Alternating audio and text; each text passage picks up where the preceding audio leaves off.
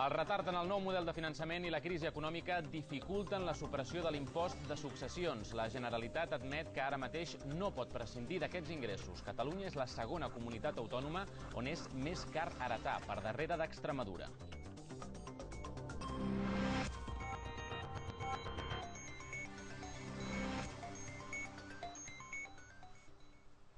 Hola, bon dia. Actualment, per heretar els béns d'un familiar a Catalunya, cal pagar l'impost de successions, que varia en funció del parentesc i del valor de l'herència. Es tracta d'un tribut cedit a les comunitats autònomes. Algunes han optat per mantenir-lo i d'altres l'han suprimit. Una decisió política per la qual ara mateix, segons la Generalitat, hi ha poc marge de maniobra.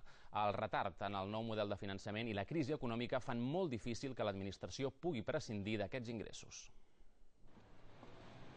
El pare de la Lourdes va morir fa uns mesos, però ella encara està de tràmits. La seva mare ha hagut de pagar 5.800 euros pels estalvis que tenien al banc i l'habitatge on han viscut tota la vida. Un patrimoni i uns estalvis que, a més, estaven al seu nom.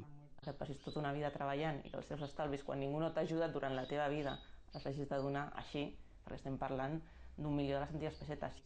Les autonomies tenen les competències sobre l'impost de successions. Això ha provocat que, entre heretar en una comunitat o en una altra, hi hagi grans diferències.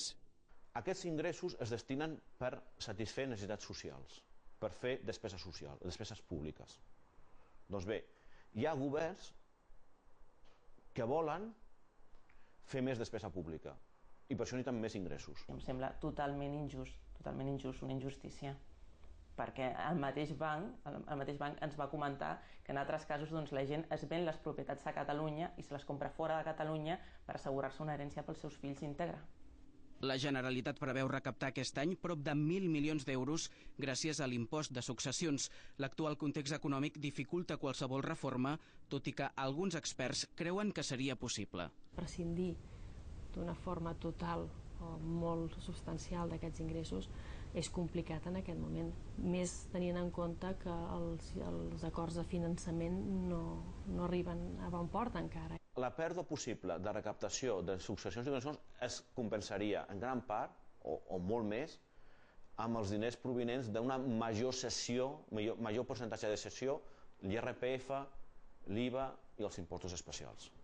Catalunya és la segona comunitat autònoma on és més car heretar, per darrere únicament d'Extremadura.